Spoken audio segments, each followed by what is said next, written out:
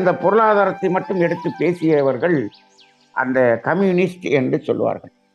அவர்களுடைய கொள்கை இந்த பொருளாதாரத்தில் ஒரு சமநிலை என்ற ஒரு கொள்கை இருக்கும் இருக்கும். ஆனால் மகர்ஷி அவர்கள் அதை எப்படி கொடுக்கிறார்கள் என்று சொன்னால், அந்த இயற்கையின் ஆற்றலை உணர்ந்து கொண்டு, இயற்கையின் செயல் விளைவை உணர்ந்து கொண்டு, அது மட்டுமல்ல, நமது உடலுக்குள்ளாக இருக்கக்கூடிய உயிர் என்ற அந்த உயிர் ஆற்றல் எல்லோருக்கும் பொதுவாகத்தான் இருக்கிறது.